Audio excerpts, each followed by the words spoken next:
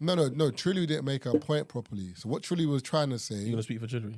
No, but do you know what it is? Man do a podcast, isn't it? So man can read between the lines. I think basically, Trilly, if I'm lying, then you can pull me up.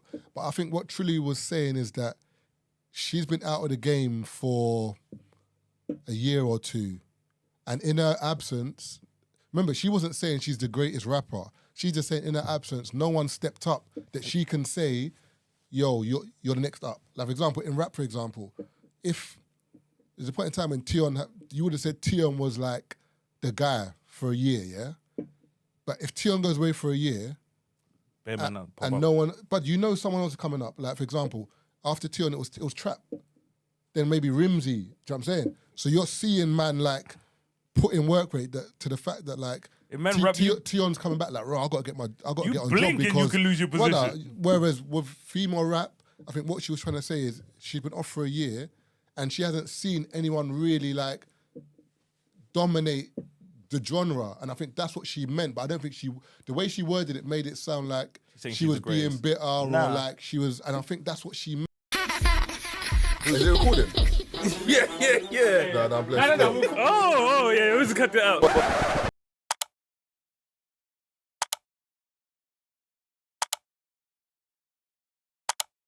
Now I just want to shout out, I want to get out of the way, Nines, his album is great piece of work.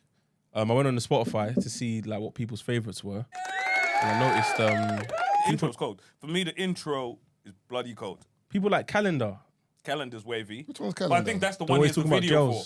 Yeah, that one. Oh, the Tuesday thing. Yeah, that tune's cold still. That one's a single. That's a toxic single masculinity, you know. Do you know what oozing on that tune, bro. Do you know what I like Nines? Nines' video is always cold. Yeah. But it's always the same thing, though. That's him. He's the same video many times over. Video, like, but it's cold, as in like anything's going on. And it's a different variation of the same video. He's just walking through. I think like Teo Cruz. I need to double check because I haven't seen Crop Circle 2 yet, as in the actual feature length film.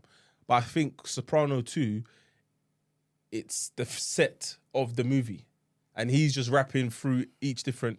You get all the things happening in it. I think it's part of the movie. Okay. Yeah. But that's just my speculation. I haven't seen it yet. I think it drops today. So obviously, by the time this episode drops, yeah. I see the Stephen Castillo saying, "Yo, this weed, if you buy it, you get me, you turn into a 6'2" light-skinned man with green eyes." I'm like, what are you talking about? The confidence that it gives. It's called death. But, you mean I'ma hit it and die? But again, I can't remember which episode it was. A while back, I can't remember what guest we had, but you lot was getting on to me when I was basically saying that growing up in the ends, a lot of man's inspiration was that Dope Boy.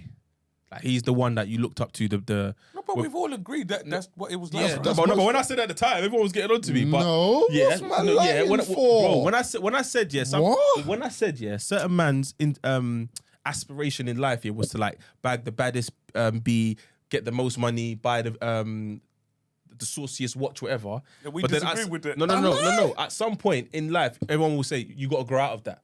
But some man ain't grown out of that, and they're big 35, 40. Like, I don't know what point you reach where you're like, you know what?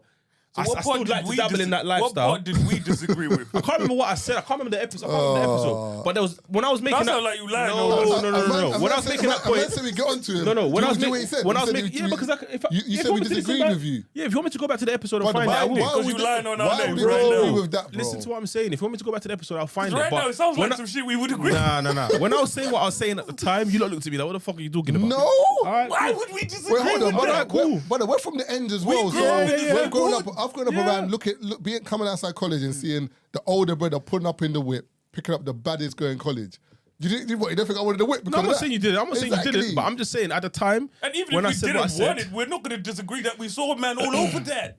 No, but what I'm saying is, at what point do you grow out of it? A lot of girls will say, a lot of people will say, yeah, no, I know, but that was the conversation we were having. That's one thing. No, but what I'm saying is, that's the conversation we were having. Like, there's men that are just 30 don't lie plus. on our names like that again. There's men who are 30 plus, and maybe they've just got themselves into like money or a good job, and they still want to fulfill that 16-year-old dream. Do you know what I'm saying? That's basically what I was getting. But when I know for a fact, when I said it in the previous episode, the man them got onto me. I can't remember who the guest was as well. Can't believe you're quiet, Brett. And you know, Brett was out here pulling up all them other lies, but you're not going to pull up these lies. This ain't a lie. That's a nice reflection, You were but it watching wasn't a lie. football before, but you out here pulling up lies. It wasn't a lie. But going back, it happened. It happened. I'll find the episode. I'll find the episode. All right, cool. But going back to Please, let 90s me know album. and I'll stitch it in. Yeah, cool. But going back to 90s album, I get that feeling. I get that feeling from the album still.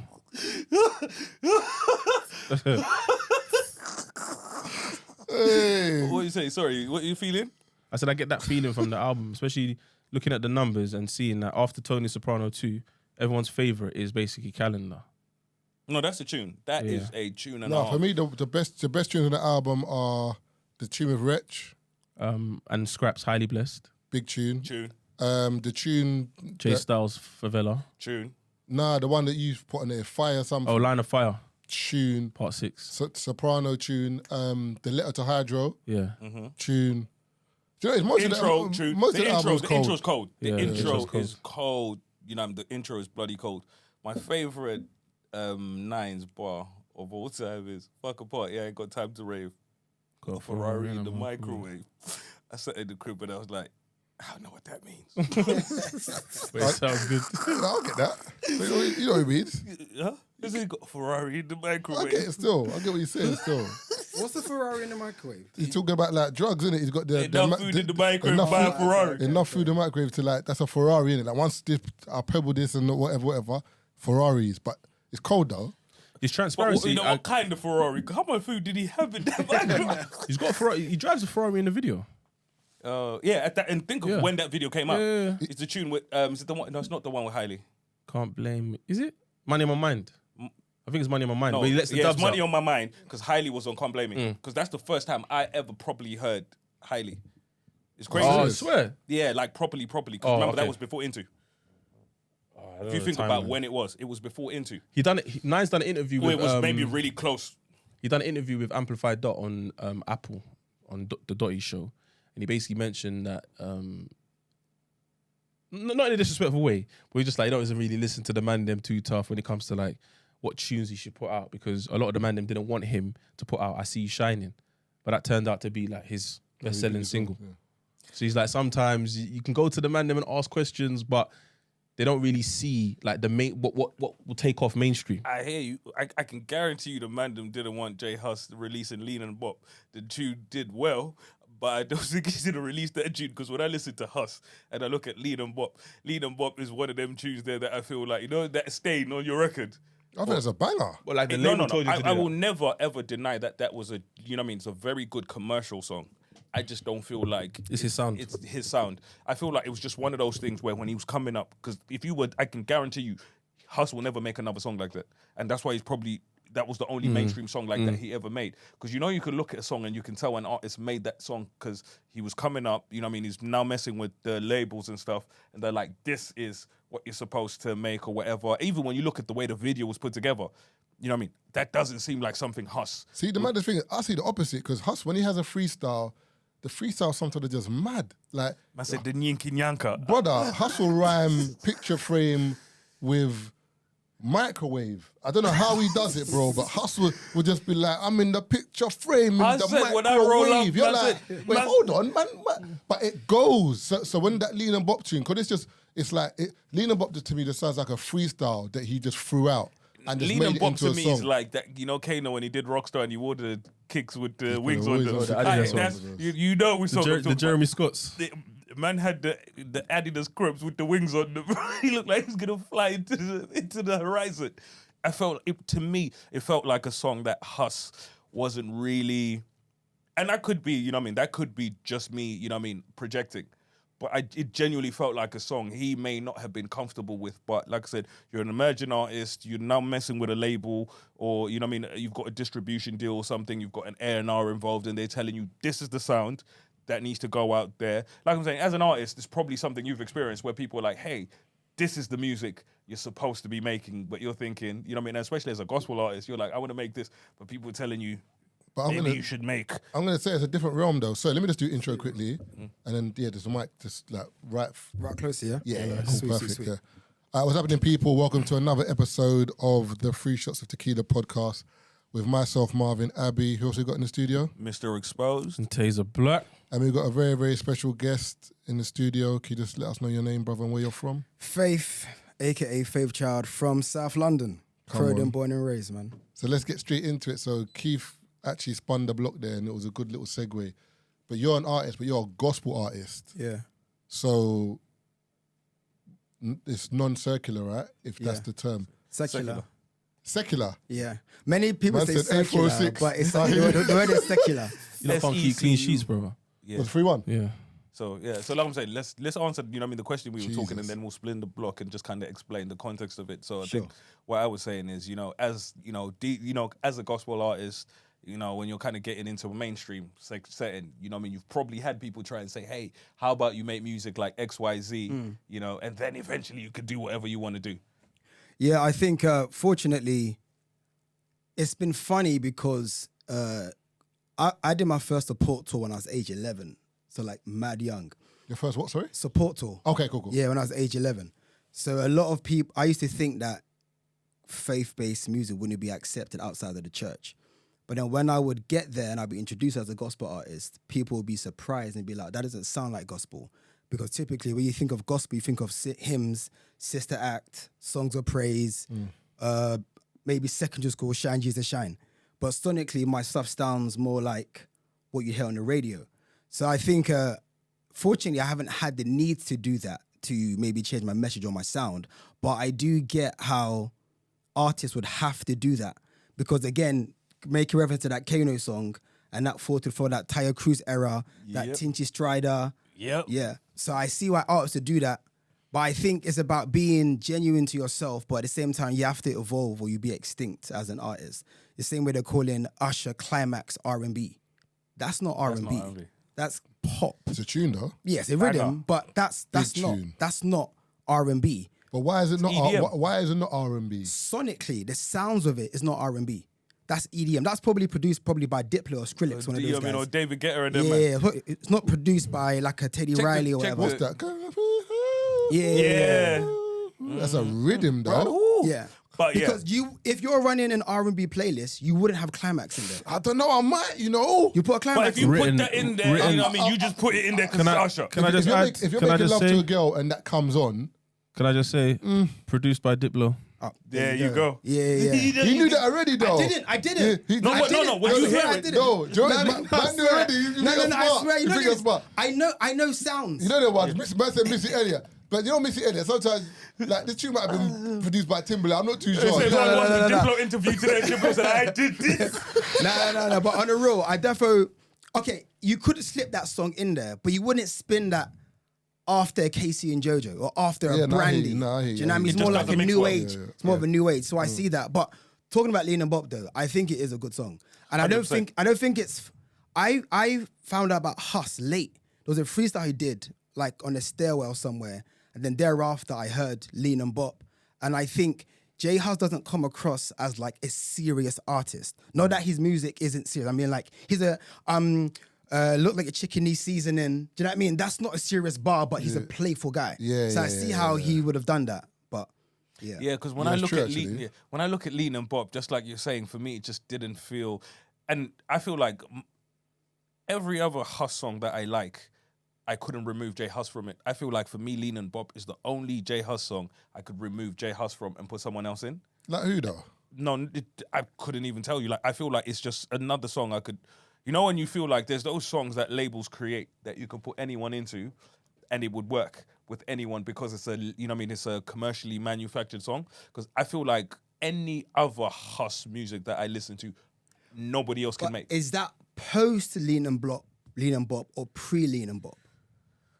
If it's post, then that's fine. He's allowed to evolve. And I think for that moment... Pre-Lean and Bob, because even when you listen to his freestyles, the way he was freestyling, that's why for me, I feel like it was really, when you listen to something where like it just doesn't sound like... I'm not thinking of another song, blood, because Leader, but when I hear it, it sounds like Huss to me. Even the way he rhymes in the song is like very hussy. Like it's very, if that's even a word, but... Maybe you're talking about the beat then, Keith, because... No, it's just the composition of the song. It's a J5. is very, J5 it just produced feels it. like, to me, do you remember Laffy Taffy? It feels like one of them songs. And for me, that... Lean and Bop. Keith, that's a wild Brother, statement, bro. They had, No, bro. They bro. even had Westwood in there doing the Laffy Taffy in the video.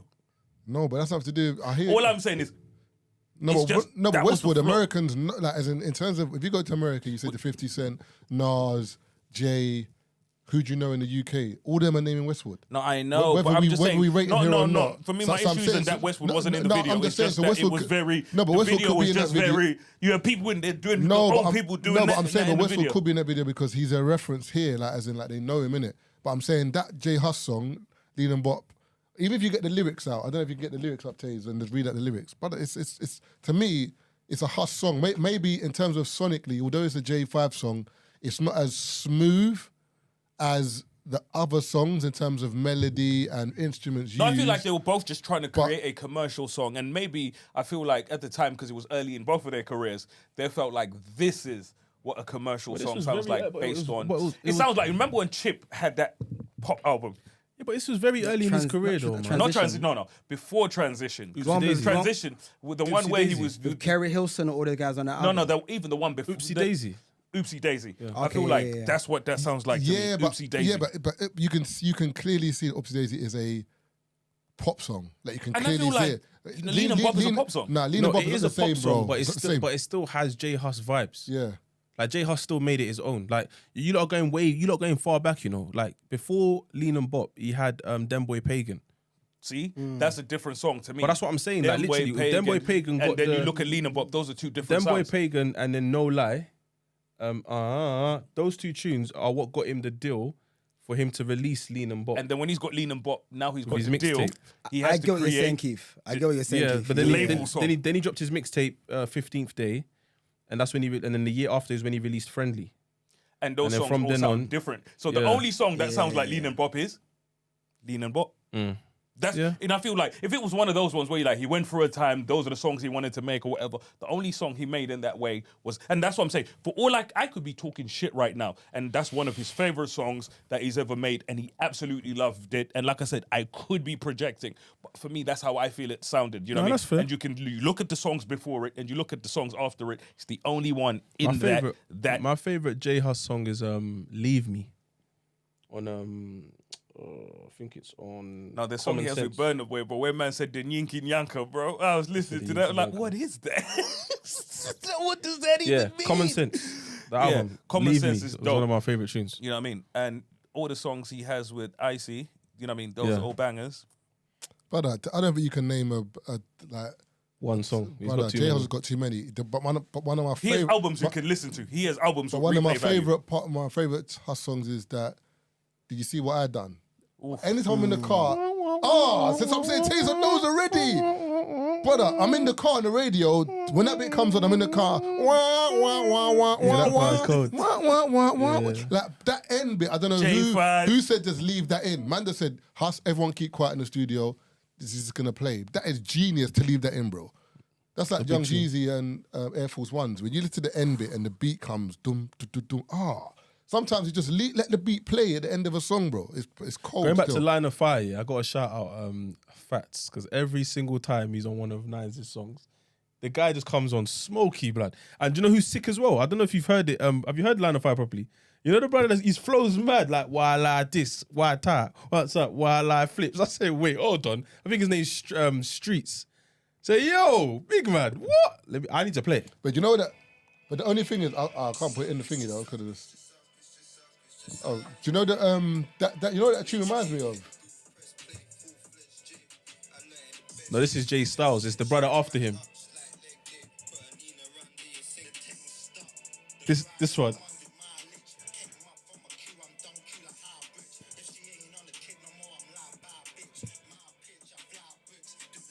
The flow is mad.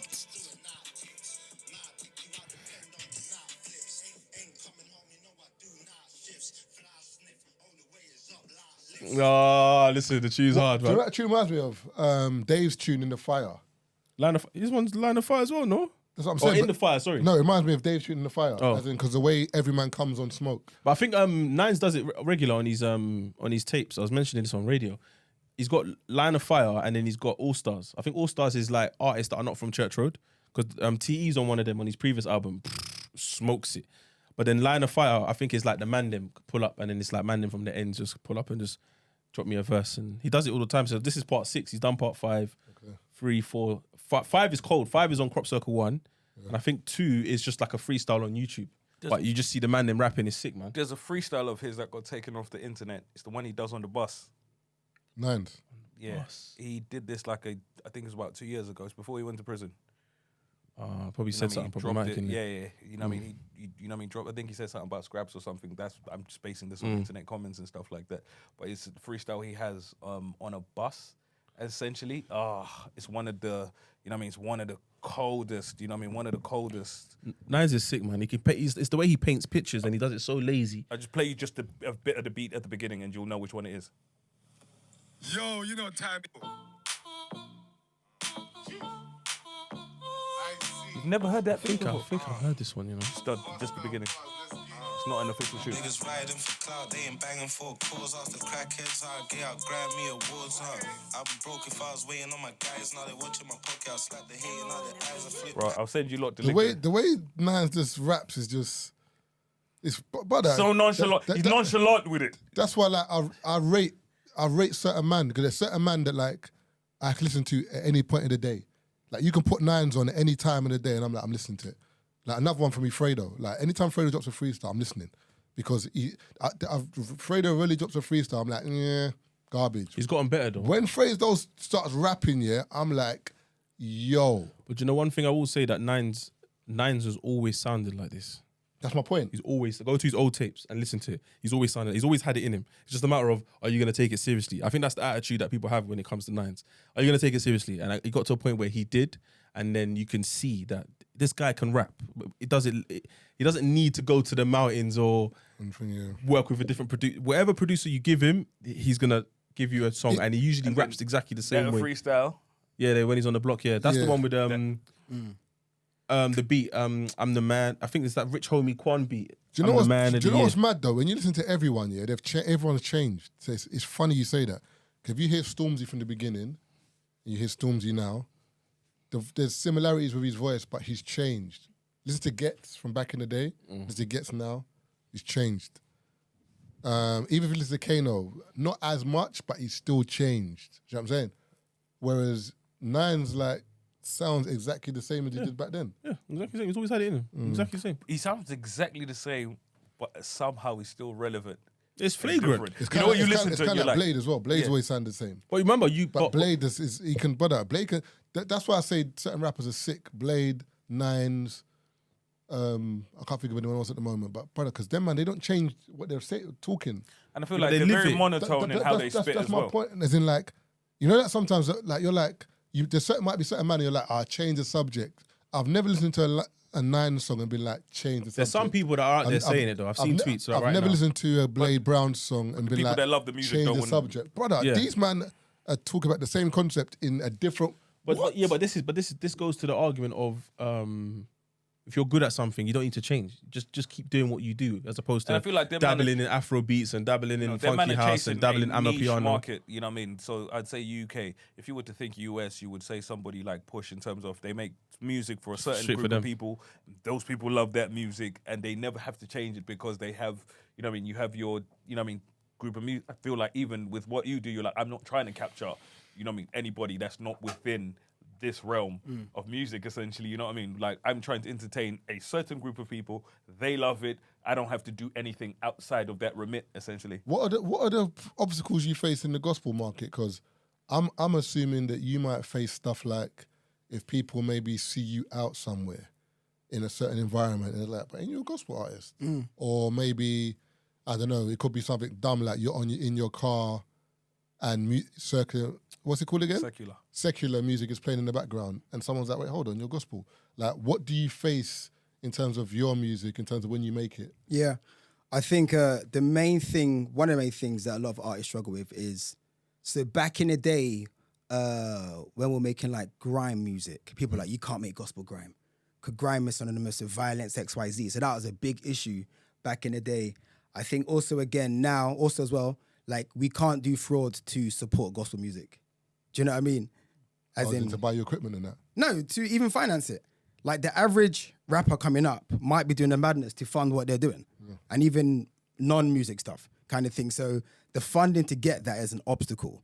And again, I remember also back in the day, and even sometimes now, is how gospel is your content.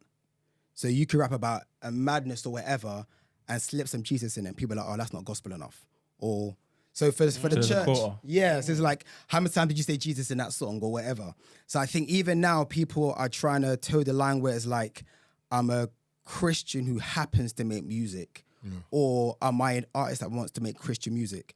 And I think as human beings, we're multifaceted and multi-layered.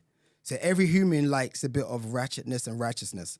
And I think you have to be able to convey a message in a way that it doesn't sound the same. Ticks both boxes. Because how many times can you rap John 3:16 on a song?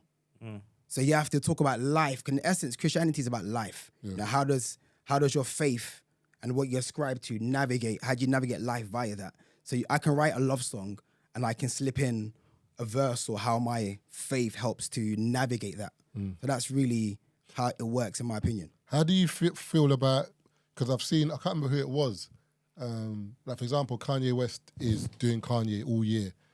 R. Kelly is doing R. Kelly all year. Then R. Kelly drops a Christian album. It goes number 1 in the Christian charts. Kanye drops Jesus is King, number 1 in the gospel charts. How do you feel about stuff like that? Because I don't know if certain people in the church would be like, nah, this is not fair because yous lot ain't really, although God is judgment and whatever, yous lot are not living this life. You can't just dip in and out of our charts when you want to, when it suits you. Like, or do you just think, boy, it is what it is. They can do what they want. And how do you feel about that? 2 things.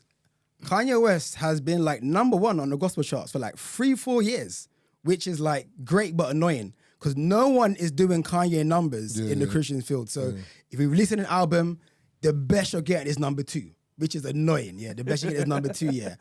The good side though is that people who wouldn't typically enjoy or listen to Christian music or faith-based music are now getting that via Kanye. And is it Sunday service choir? Yeah.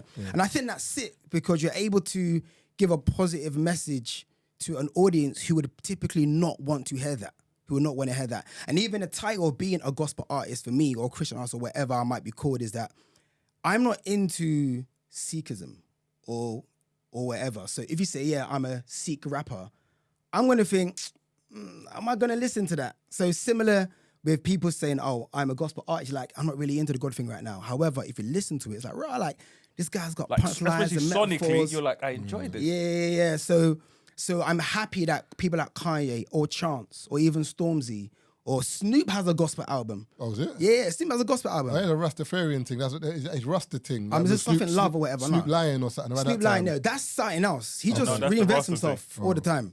Yeah, so I think the plus side of it is that he does all of that. But one thing about faith in America is that a lot of them play church, in inverted commas for those who can't see this, in which like you do a madness every day, but on Sunday you go to cleanse your sins. And that's why you would have artists win a Grammy and be like, oh, I thank God for this album, but the whole album is on smoke. And it's anti-God. It's all shooting man in the face. Yeah, and you're thanking God like for that. God God ain't in that, bro. God is like, Yeah. So that's the only kind of issue, and it kind of gives a distorted message as to what do you really rap, what you live. It's a bit like rappers today. You know, you listen to a guy rapping about shooting something, like, you're not about that life kind of thing. And I think with faith-based music, it's a bit like that. We're going to dabble into some uncharted territories. 1 second, right I was now. going to say something that, sorry to cut you off. I thought it was pretty cool what you said when, certain types of people start to listen to gospel. Because for me, even then, it was like, when I was listening to that album, I would see when the Kanye album came out, people were like, I can't relate to it, so why would I listen to it? Then I was like, what? You know what I mean? How can you relate to music about shooting people in the face? But you enjoy that. You've never shot no one in the face. You know what I mean? You've never sold drugs. You know what I mean? You ain't had 100 hoes. You know what I mean? So how can you relate to that? But you enjoy it. Yeah. So what's the difference? And that's literally where it was for me. Some people can relate better than some. But I'm not going to say what part he can relate to, but But I was like, yeah. When I was listening to that, I was like, yeah. You know what I mean? I can't say, you know what I mean, this isn't for me, or because I don't believe in X, Y, Z, because I really don't believe in shooting people. You know what I mean? That's a fact. I don't believe I had the same in talk trapping. I had the same talk with someone else the other day, and they were like, something about city girls and a lot of these girls rapping and not living what they talk. I said, brother, dreams and nightmares. We don't live that. Oh, the man, my wrist bust down. Bare man rap that bit. You ain't even got to watch. I said, so at the end of the day, we're all saying lyrics that... We can't relate We- to. know what? Even in Walk in the Park, half of the crowd all snorting my My Charlie. Charlie. Everyone, no, you never. you know what's- most people never sold drugs. Do you know what's funny about? In fact, you are the customer. Do you know what I'm saying? do you know Or the kitty. Do you know what's funny about the whole City Girl rap thing? Yeah, it's come out that I think her name is Lato. About 130 of her songs leaked, yeah, and a lot of them were like reference tracks. So it came out that she's got writers essentially. Bro, Little Yachty wrote the Little No, Girl no, songs. I know, but a lot of these female rappers that are charting, but all of them. majority of them, But are not all even been just written- majority, like lots Yeah, of them. but All men of have them written even. their lyrics. Brother, we know that, bro. No. What I'm saying is, so essentially, what you're listening to is a man cosplaying women. There's, No, but even the guy who... That's what I'm saying. No, but So women are rapping what we think, what men think city girls are. No, but thing is, that Lotto guy...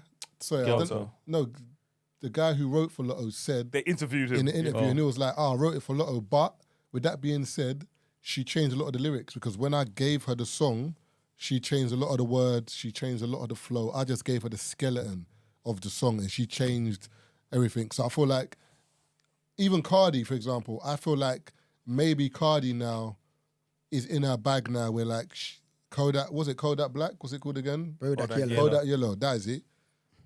Someone wrote that for her. But you can see that Cardi's getting better. So she might start to write shit for herself now. So I feel like maybe with some of these artists, remember sometimes with some girls, it's the look. Have you got the look and the sound? If you got the look and the sound, we'll handle the rest. Glorilla writes her own. Is it? Yeah, she writes her own. Even the other one that don't play with it. Lola Brooke. Tune is smoky. I believe in America, I believe when that anything she starts- says, you know. Well, Lola Brooks. Yeah, She's cold I with it. believe I see anything one she New says. York rapper chick, yeah. You must have seen this With the little sausage? freestyle. No, not that one. That one's scary. Believe her too. But that's a could have been records tune. So you know that's banter. But this chick has, it might even be a play of this one where she got tattoos all over. And you know what I mean? She got the mic. I think the one with the sausage might actually be banter of this one. She's got tattoos all over there and she's spitting and I was like, yeah. Has she got the gun on her? Yeah, that's the one. And she got it tucked in. That's the one. And you're looking at her like, yeah. Brother, when you go to New York, you speak to certain girls, you realise that I don't think some of you are joking. Like, as in, like, some of these don't girls will, smoke. they'll piss you, the pistol whip you. Like, they'll, like, if there's a problem, like the energy over there is just, my mans, are you dumb? Like, You dead ass son, bro, it's mad. Dead ass. When you're like, the thing is with America, like, girls will be so upfront with you, yeah, that if you're not a confident dude or you haven't got a snappy comeback, you're toast. Like, I told you about the girl that come up to my man at, when we were in, where were we again? Said it on the podcast. We were in Proud Embankment. And my brother's gone up to the American girl, was like, "Rah, what's good? What's going on?" Yeah. She's going, "What, do you want a drink?" She's going, "Yeah, I want a bottle of Dom P." My brother stuttered, like, as in, "You ain't got that?" She was bopped off. I said, Jesus. When he told me, I said, "Brother." He said, "Yeah, I was stunned." Like, I just didn't know what to say when she said that. Nah, Dom P's expensive, my guy. It's like $5 a bottle. But in that place, but it's kind of like, they don't mind, like, telling you, like, yo, we saying? Can I just shout out a few rappers that are sick though? UK ones, female ones. There's Cristal, there's T Zandos, and then there's a girl called SB. I can't lie, don't. But they're cold. They're cold. I'm just saying, like, we talk about female rappers and they always go to this whole they're ghostwriters or they just look good. No, there's some Not that even can just actually like rap this. in it. I hear you, but there's just certain stuff you listen to, and as much as we can say as people that, you know what I mean, it's music or whatever, there's, you know what I mean, like, and for me, like, I know that a lot of artists I listen to are probably lying. You know what I mean? That's something I've accepted, you know what I mean? But you know what I mean, there's a look you have to have for me, you know what I mean, where kind of believable, you know what I mean? I need a certain level of, you know, plausible deniability. You know what I mean? Where I can sit there and say, I thought, you don't, like, swear down, he's lying. I thought it was Bruh, true. I thought that was for real. But then you look at certain people like, I can't, come on. You know what I mean? In but remember- the words of Michael Blackson, in I can't next get Friday. jiggy to this shit. I can't get jiggy to this shit. But then even that's like when they were getting onto Trilly, innit? Like Trilly, I don't think. I think she looks believable. No. Trilly didn't make her point properly. So what Trilly was trying to say. You gonna speak for Chidri? No, but do you know what it is? Man, do a podcast, isn't it? So man can read between the lines. I think basically, I might Trilly. If I'm lying, then you can pull me up. But I think what Trilly was saying is that she's been out of the game for a year or two, and in her absence, remember she wasn't saying she's the greatest rapper. She's just saying in her absence, no one stepped up that she can say, "Yo, you're the next up." Like for example, in rap, for example, if there's a point in time when Tion, you would have said Tion was like the guy for a year, yeah. But if Tion goes away for a year, and no one, but you know someone else is coming up. Like for example, after Tion, it was Trap.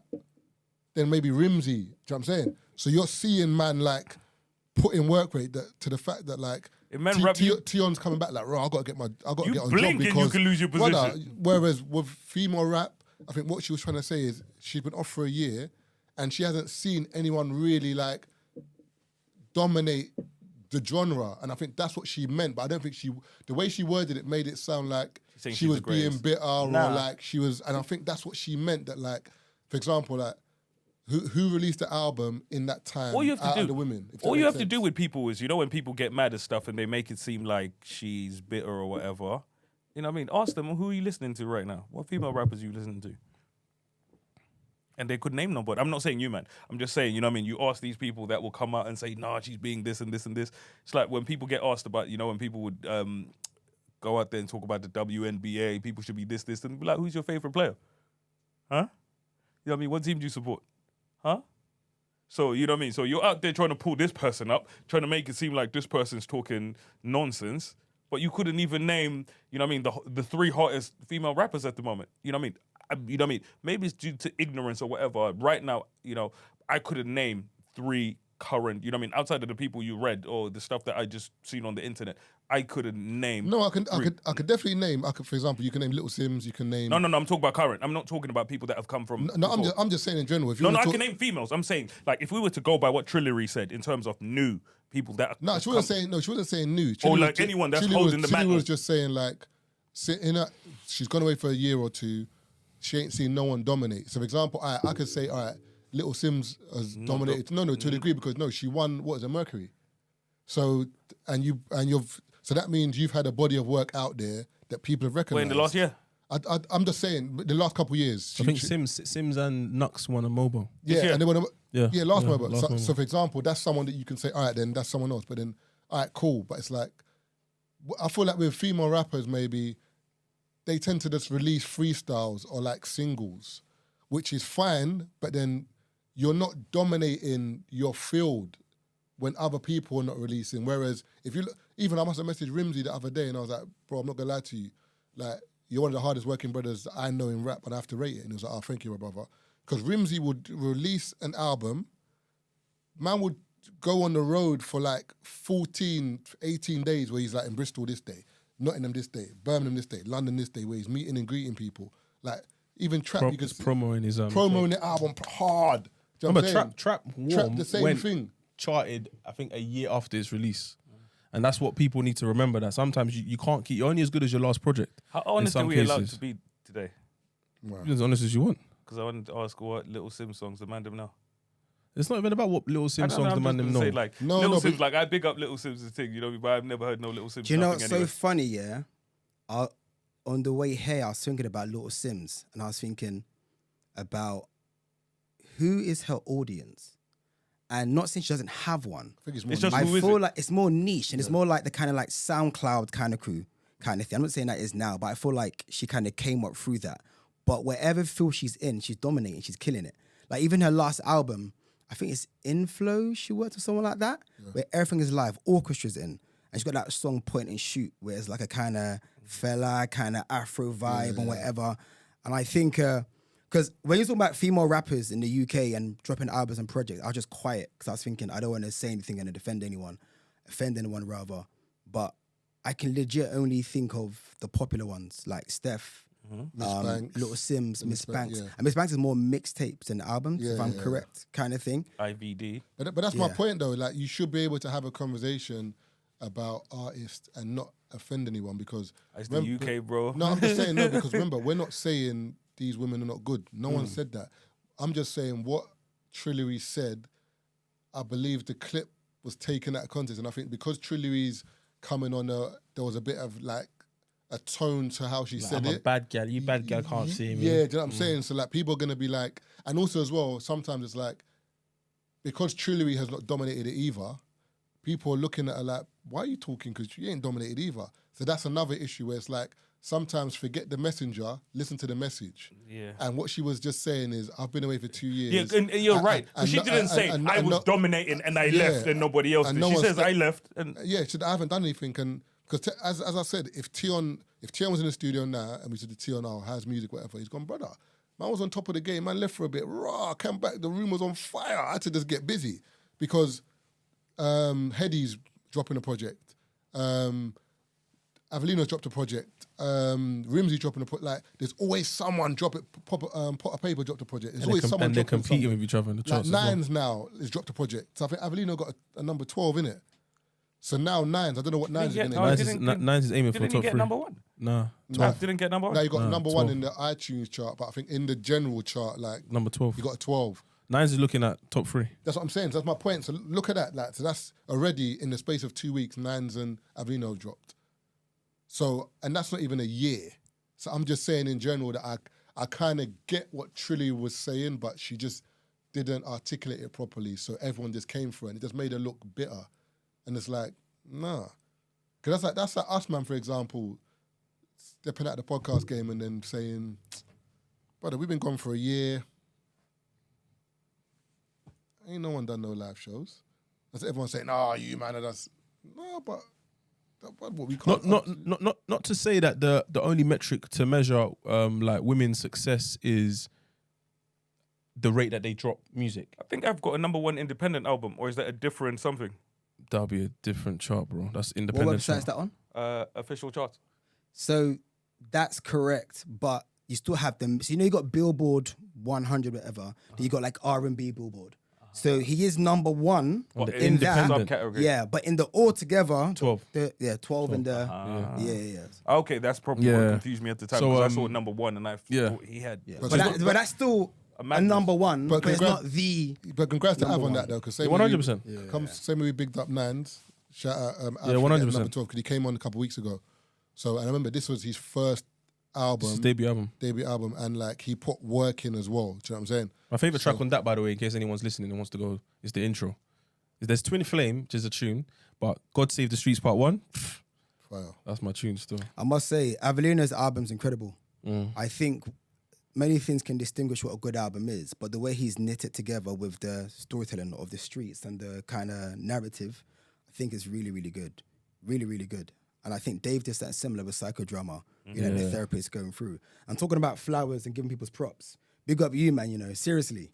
I feel like a lot of people... You're making man bluff. No, on the real. Like, what you guys have accomplished is incredible. And I was listening to the pod the other day. Well, I listen to it normally anyway. But I think because there's more podcasts now, people think that what you guys do is light and doing the live shows. The last one I was able to make was the Shepherd's Bush one. Yeah. Okay. Yes, it's been a minute. Yeah. And I think just seeing the growth of it, like Royal Albert Hall, like that's not light. That's not light. Like, again, podcasters in general don't necessarily do Royal Albert Hall. Yeah. They never do OG Shepherd's Bush. Yeah. So People don't understand how difficult that is, you know what I mean? I'm glad you kind of pointed that out, because when you sell a show, especially like with us, the Royal Albert Hall show was a little bit more difficult for us because of COVID in between. Got cancelled 3 times or twice. You know what I mean? So, you've got this show, and by the time it's time for your live show, you know what I mean? Think about it. So we've announced it in 2019. We didn't get to do the show until end of 2021. I think it was.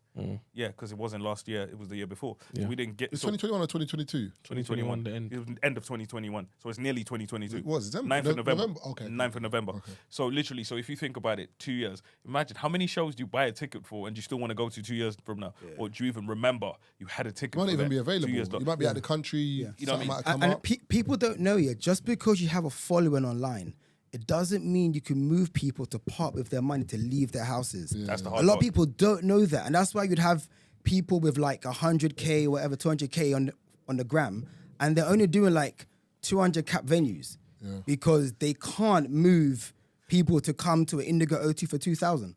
Because if you think about it, as an artist, you know that if someone's coming to your show, it's not just £20 for a ticket. Yeah. You think it's £20 for a ticket, you know what I mean? It's, you know, I need garments for the show, you know what I mean? So you have to, you know what I mean, got an outfit for the show. You know, with women, you know what I mean, got to get a dress. You know, Marvin, you got to get the best drip, you know what I mean? It's, you know what I mean? It's what it costs you to get to the show. You know what I mean? What you spend on drinks while you're out there. So that £20 ticket is a £150 night. So you think to yourself, you know, for you to get somebody to leave their house and come out there and spend over 100 quid, you know what I mean? Or even, let's say, bare minimum, let's say 60 quid. If you just look at the bare minimum, you know what I mean, in terms of clothes, getting there, having a drink, doing whatever, that is difficult to do because you're like, I need to get these people to part with that money, essentially. You're like, okay, a lot of people don't want to go to these shows to get to alone. So, you know what I mean? So that person's thinking, we need 2 tickets. You know what I mean? So literally, if it's 1 ticket, think about how many times do you go to a concert by yourself, Dave? No, you don't. You know what I mean? They're like, cool, how many people can I bring out with me, essentially? So there's so much that goes into it where you're like, if I ask a person to come out, there's so much that's involved in getting that person to my show. And people don't understand what goes into all of that. You know what I mean? Getting a person from listening to what you're doing to deciding to buy a ticket, to deciding they want to go, to deciding to come. You know what I mean? That whole step. And then let's put 2 years in between. That's the part people don't understand. That 2 years in between is stress. I had people message me on the day of the show like, oh my God, I forgot I bought tickets for this. Can I get my money back? No. Bro, it's the day of the show. Speaking of selling tickets and concert venues, there's an online petition to save Brixton Academy and it's surpassed 50,000 signatures. The South London music venue faces permanent closure after the Metropolitan Police urged the council to strip the venue of its licence. This comes after 2 people were killed on December the 15th when fans without tickets tried to enter a show by a Nigerian artist, Ashake, at the venue. The Academy's licence was suspended for 3 months by Lambeth councillors, and a decision on whether to reopen the site is expected to be decided at a licensing meeting soon. Just wanted to know what you lot's thoughts are. People are suggesting that they revoke the security firm's licence and bring someone adequate recommended by the police, bring in new security procedures that include crowd control to ensure that a repeat doesn't happen. But please, let's not turn this venue into a soulless bunch of flats, as that will more than likely happen in the event of permanent closure. Yeah, some developers been eyeing that up. You know they've been eyeing that up already, bro. I heard through the grapevine, I can't quote where I heard it from because I don't know whether it's true or not, but I'm just going to throw it out there. The people who own the academy have been told to renovate if they want to stay open. So I don't know if you've been to Brixton Academy, there's only one entrance. Yeah. I think they've been asked to renovate and refurb and then add another entrance at the back. So it will help the flow of attendees in and out. Obviously, that's going to cost money, and I'm not sure that they want to pay. I think it's either you lose the venue or you spend money to keep it open, if that's part of the stipulation. I also feel like, in regards to that, first of all, rest in peace to the guys that... Yeah, two ladies. Two ladies? Yeah. Two ladies, right, that lost Rest their in lives. peace, yeah. I think, one, it was wild that they announced Brixton Academy being shut permanently and they shut his next London show like 2 days apart. I think that was crazy. I think that's the promoter. I know. That's crazy. But the only issue with that is, remember, they're not joint. I know they're joint, So- and they're so- not. so- But it's so just they- crazy that the reason why but- it's shut down Yeah, is crazy that's been announced. The same... But the funny thing is, we've Same breath, in yeah. that conversation. So like, the first thing in regards to what Tazer said is, it'll be weird to like. I'm not saying they shouldn't have another venue. I mean, another entrance, but it'll just be weird because the other side is on the one-way system, innit? So I don't know how much pavement is on that side and You how have to much build it. problem. That's what I'm saying. How much problems it will cause for the area. Because remember, that's a one-way bit around that bit. Cool. Yeah, the locals might complain about Yeah, it. locals might complain and whatever. But in regards to, you're gonna say something about that? No, I was just going to say, in regards to the venue, there's not that many venues that hold that capacity. So shutting down that venue is going to cause problems for artists moving forward. It's 5,000, right? Yeah. 5,000? Because when they do transition into selling out Shepherd's Bush, Islington, Kentish Town, Where'd you go next? where do you go next? Like, you can't go from Kentish Town. No, two and them places. Yeah, the Indigo. No, Indigo is still like 3,000. 2,200. 2,200 Hammersmith standing. Apollo's Hammersmith 5 cap. Hammersmith Apollo's standing is 3,000. No, seated 3,000, standing 5. 5, yeah. No, It's just under 5 standing. Hammersmith Apollo. Brother, Yeah. we did Hammersmith. Seated is 3 something. Yeah, 3-8. 3-6 or 3 Yeah, something yeah, along yeah. them lines seated. We did it seated, bro. 3,000 something.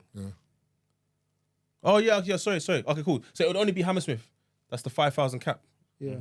For an artist who can sell 5,000. Only Apollo. Their calendar's gonna be filled Coco, how till much is Coco 2020. now with the refurb? Coco's 1,600. Coco's not big.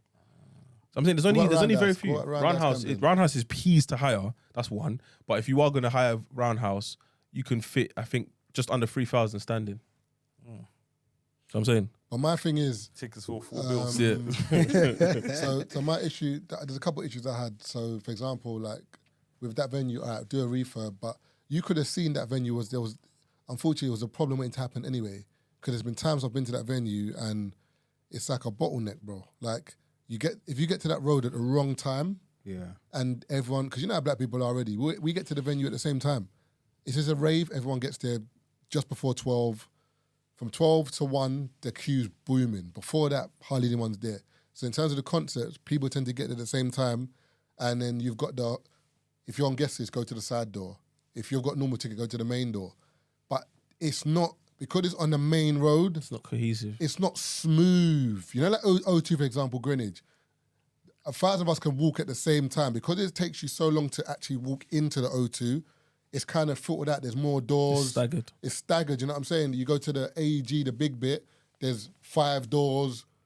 It can only go back so far. Yeah, but if there's a even- problem, they could keep you outside before you, do you know what I'm saying? No, but even the O2, like as big as the O2 may be, there's not only one entrance into the O2. It's split. They tell you you're either this gate or you're the gate at the back. And even then, that kind of helps push the crowd out. And then once you get in, you immediately look for your gate.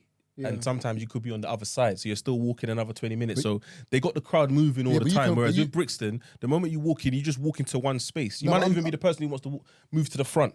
You might want to just stay in the middle. Yeah. Before you know it, the crowd just builds No, up I'm and talking builds about, up. But it's all one I'm talking about the entrance. entrance. For example, in O2, someone can radio and say, listen, there's too many people in here, shut the doors. So that first big door you get to, the man could just say, hold on, wait there. We need to make sure everyone inside is in.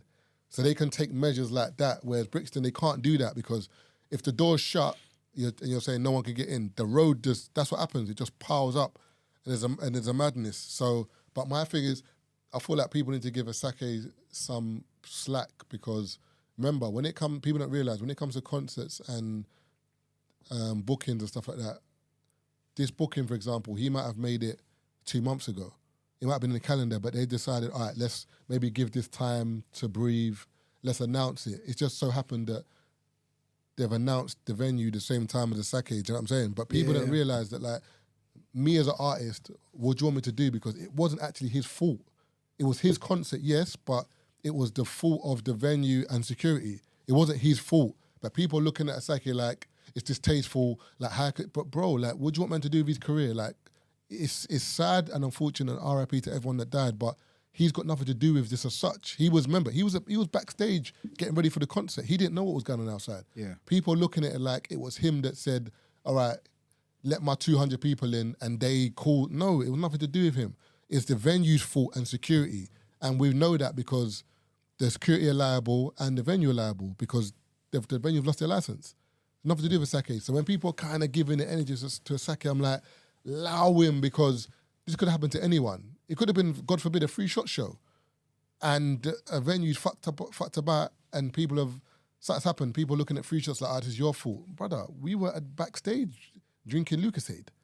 We had nothing to do with anything. So I'm saying people need to kind of bear that in mind when they're looking, thinking about a Sake, that it wasn't his actual fault. Even to move away from this particular event, because obviously I can imagine that some people's sensitive feelings and are that. still... Yeah, it's raw. It's a sensitive topic. Let's talk about other events that have occurred. I'm not going to mention no names, but I know a particular event that happened a few summers ago, and said festival was like, because of the amount of people that come into this area, usually you got to speak to the people that live in that area and let them know that as a part of a committee, you go speak to them and you let the police know, you let the residents know that I'm going to do a particular event in this area, and these are the things I'm putting in place to ensure The stakeholders. that the event runs smoothly.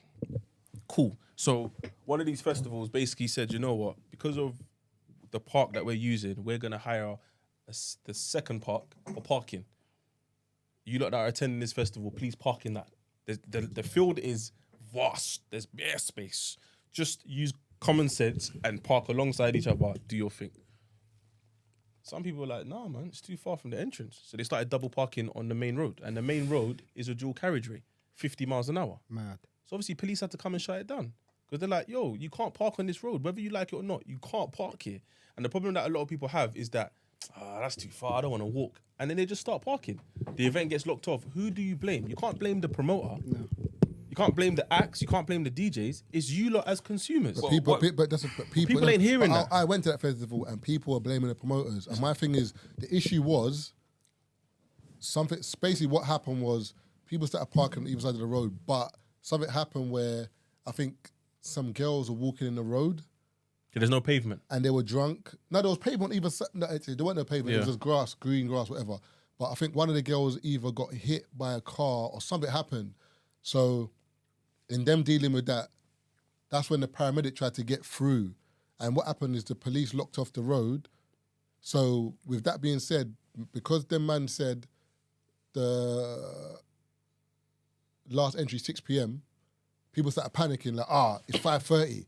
There's a hold up. I'm not going to get in. So people just started to park their car wherever, as in like literally, I'm in traffic, put it on the side, get out of my car, walk. So you saw bare people walking. But in that being said, when the ambulance is trying to get through, it can't get through now because, remember, normally when there's ambulance trying to get through, people can do that with their cars. They park their cars in it. But people couldn't park their cars because there were cars at either side of the road. So the ambulance now couldn't get through. Police said it's a hazard. It is a hazard. We're locking it. So as Taylor's saying, there was a massive field with bare space, but people were not going into the field. And also, no matter what event you're going to, if the last entry is a certain time, that's the last entry. I don't know why people try to push it like, it's not busy yet. Bro, the license states I'm not allowed to let, and I learned this the hard way. Sometimes some people's license states you're not allowed to let anybody in that hasn't been in already after a certain time. So it's not like I don't want to let you in. I advertised that last entry was 1. You're here at 2 a.m. talking about, but it's not busy inside, my boys text you. Bro, there's cameras. I cannot let you in. And most people don't understand that. Like I said, I can let you in, you know what I mean? But if something happens and then they start to review the cameras, right? All they're going to say is you were letting in people after the time. 2:30. So like I'm saying, those people may not even have had anything to do with what's going on there. All it says is that's a breach of your license. Yeah. You know what I mean? An awful man that came out late. And I it's a lose big my deal. whole license, Yeah. my whole license, and that affects me conducting business in the future. Yeah, so when people are like, so obviously, some people have asked me, Tazer, you've been stung by opening up a venue and then being forced to shut down. Would you open the next one? And I'm like, yeah and no. Yeah, because I can see that it's a lucrative business, but no, because if I'm still going to focus on the current audience that I focus on, it's going to be stressful in the long run. Yeah. It's going to be stressful. I'm not pointing fingers at anybody. I just know my crowd. We're the ones, and as sad as it may sound, but we're the ones that they deem our events as high risk. Yeah. You lot tell me why are we high risk? I can point to so many events and tell you why we're high risk. But then they'll be like, nah, why are they painting us all with the same brush? I hear that, but I'm not going to be the one that's sitting down with the committees trying to convince them that let me go ahead with this event, only for some riffraff to come and now get it cancelled. And then everyone goes home demanding refunds of £20. I have to refund like 200 bags. Come on, man. Yeah, a lot of people don't understand when it comes to events, there's so many things at play. And again, it's down to licensing. You know, it's not just Marv or Kiva or Taze saying so you can't come in after a certain time. And if the thing goes wrong, as you mentioned, the cameras, and I think, again, even with the double parking thing on the dual carriageway, that's certain communities sometimes don't want to follow rules. And they don't understand how this has a ripple effect. Again, why is it a certain demographic that has issues when it comes to licensing and whatnot? So that's public disorder, bro. You're double parking on a and people don't even think about your thing, Marv. They don't think, Marvin wants to be able to do this for the next few years. They don't care about for my them, thing. they're thinking, bro. Even the investment, bro, a big festival. They don't care. They just I know. They look that's just their weekend. When I had my party at my house, I'm not sure if it was the first big one or the second one. I think it might have been the second massive one, right? Bro, on my road, you were there. Yeah. You see where the cars were. Brother, and I was telling people to park at the station. Like I tried to tell people park at the station or whatever. I just had to have security to keep people off my neighbor. Bro, certain people just going on the neighbor's drive. I was like, brother, you don't even know who that is. The car is just live on the driveway. Yeah. Like, what are you doing? But there were cars from one end of the road to the bottom. When I say, bro, my road has never seen so many cars ever, and people just parking literally, you know what I mean, on either side of the road. And like I said, you know, it's one of those things where people might not mind the noise, but now that there's cars all down the road, now it's affecting how people get up and down the road. You know what I mean? When you're trying to explain people, yo, you know what I mean? You've come to a party, bro. There's free liquor here. There's free vibes. You know what I mean? You have major league DJs here. All I'm asking you is just park your car. You know what I mean? It's just a 3-4 minute walk. Nah. In some venues, and We'll leave this shit right here on the road where we want to leave it. It is what it is. You know what I mean? I'm not even charging you to be here. You know what I mean? You're here to vibes for free. And don't get me wrong, yeah, our demo, our crowd, our community, we definitely make these people money.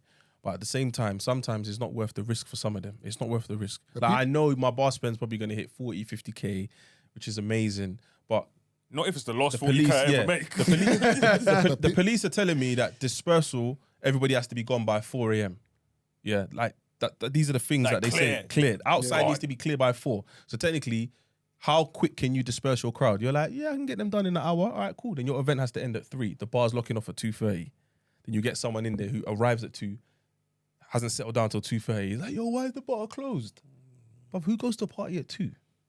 That ends at 3. Yeah. Like, do you see what I'm saying? Like, I don't want to stand here and be complaining with you, but I'm just like, bro, come on, man. Like, you're not even helping me right now. What do you want me to do? But people don't realise as well, like, as black people already, we face So many adversities. we face bare adversities, but people don't see it. Like, for example, there could be a black event that has trouble and council are looking at it like, oh my God, we need to shut this down. There could be a white event that has trouble and the council thinking, just don't let it happen again. Like, it's just how it runs, you know what I'm saying? So It's not right. it's not right, but that's how it is, for example. So with that being said, even when you have like big festivals, the funny thing is most of the festivals, or a lot of the festivals that people have, I speak to the people that do them and they tell me that most of the issues they face are not from the police, are not from the councils, from the residents. Mm-hmm. Because once it gets announced, you need to let the residents know this festival is coming to your town or your area. So then, and they can put in like something to say. Because it has to be a certain amount of time. Yeah, we don't want it or whatever. So you counter that, and then you obviously introduce clauses. So you say, okay, I'm going to have X amount of security. I'm going to have X amount of cones. I'm going to have signage. They want everything to be like, okay, so you're telling me that, let's say, for example, you're driving down the road and then the festival's towards the right. There has to be signage on this roundabout so that everybody goes right. So everybody goes left, sorry. I don't want no one doing right. Right is where the residents are. So if you can guarantee that, obviously you can't guarantee, but ideally that's what you're trying to guarantee. So then what happens is people realize that it's left, there's traffic. So people go right and start parking. That's an issue. If a resident complains, the festival will go ahead, but this festival's not going ahead in this park again. Yeah. Because when we had the meeting with the committee, you said no one was going to trouble this road. You didn't put signage on this road or road close. You didn't do that. That's you.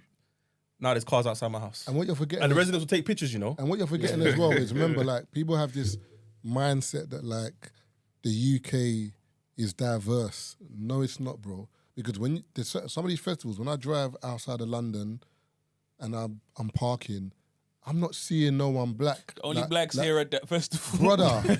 and the funny thing is, you can even see, even Matt's barbecue, yeah? I must have pulled up, I must have parked, like, I parked in some back street, like, not even a back street, bro. I don't know if you remember my story.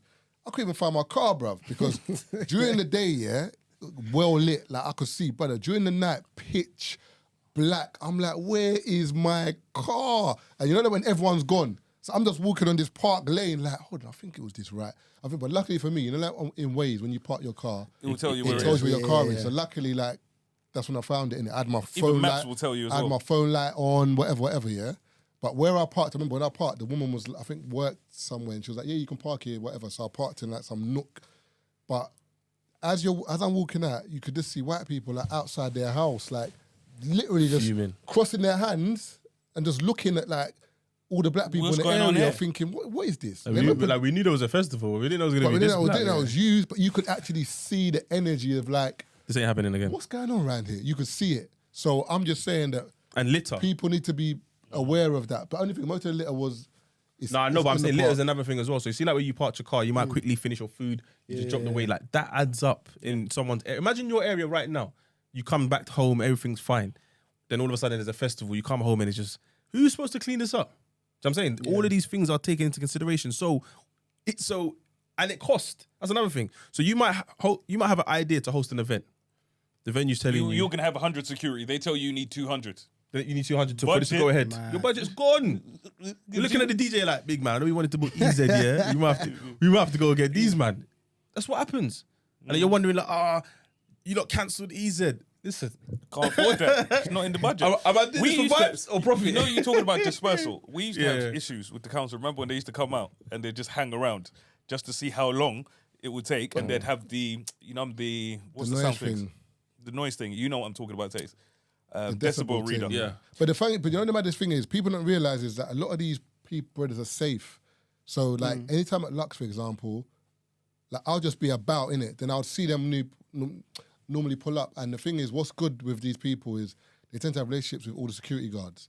So they'll just pull up to an event, get out of the van and just speak to the security guard, like, what's going on, how you been, how's things. That's why it's very important to get on with security and get on with everyone so there's times I'll come out and be like, what's going on, lad, you right? Everything fine? They're like, yeah, we're just doing our rounds.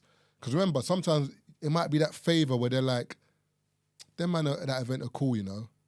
Let's give them a blight, as opposed to me coming out, what you want? Is it because I'm black? They're like, then something happens at the council. They're waiting. I don't like that event. You just need to play the game, innit? So a lot of the time they will pull up, you have a conversation with them, they're fine. But the problem is a lot of the neighbours, they know how to lie. So some of them will be like, we smoke weed outside. So now that's something different now that council have to investigate. Yeah. Oh, we've heard there's weed. Brother, no one was smoking no weed. But then who here. did they go to? They asked the security.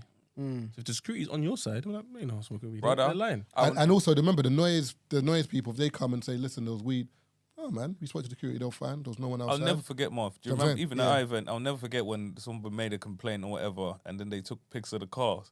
And they were like, that always played music. Man pointed out my car, and I was happy he said my car, because like, my sound system ain't even booming like that. No. This brother, basically, one of the neighbours, hated us so much that one time he took a picture of all three of our cars.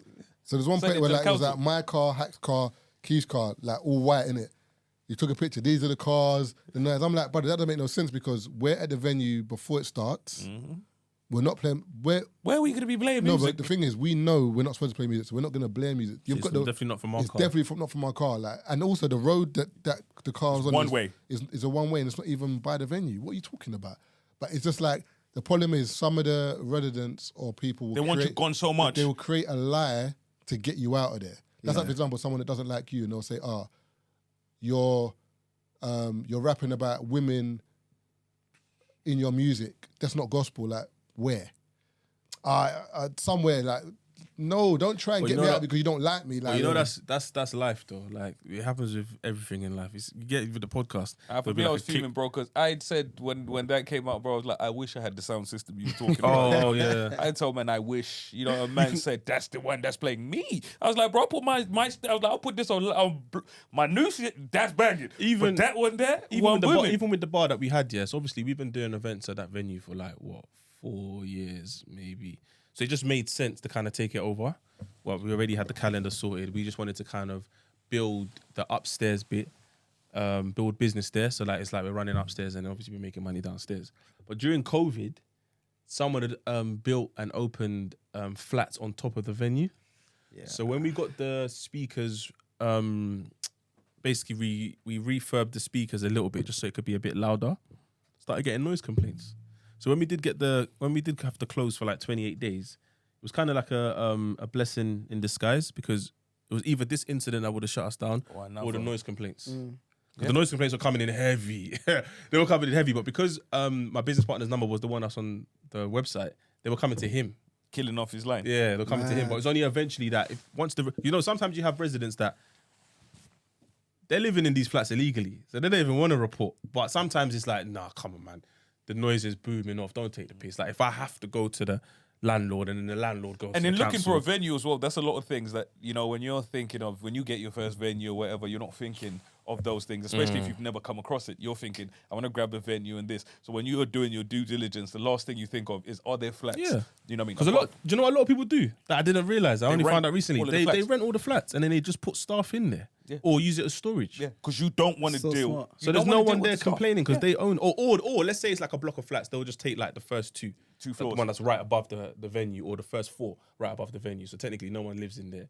Where's the noise complaints going? That's what they do, and then more time they'll just offer a room or use it as an office space for the people that work, store alcohol and all of that stuff. So that's the smart way of doing it. But we didn't know that. The first restaurant, well, not first, but one of the first ones I looked at, I think I showed it to you lot time ago, and it had 4 flats. Above it, it was literally, you can take it with the flats or you can take it without the flats. But if you take it without the flats, you're going to have some problems, because that's something that most people don't think about. I'm just lucky now where we are is non-residential, like, you know what I mean, within the immediate area. So we have a 2:30 a.m. license. But anywhere else, there's another one we looked at, I think showed you Great Portland Street or whatever. So while we were just looking at the place or whatever, there's a restaurant 2 doors down, and on the door there's a sign that said, "Please mind the neighbors." Based on that sign, you know what kind of area that is. You know that if you open anything there, you're gonna have that sign there. You know where you're asking your, please. You know, one of those venues, Tazer, where you're like, it's like when you go Lackey Kane. You know what I mean? They do pretty well or whatever, but there's times where late, you know what I mean, at night or whatever, they're telling you people like, be easy, relax. There's neighbors here, there's people here. But a lot of guests, especially when people hit that liquor, they do not care. 'Cause you're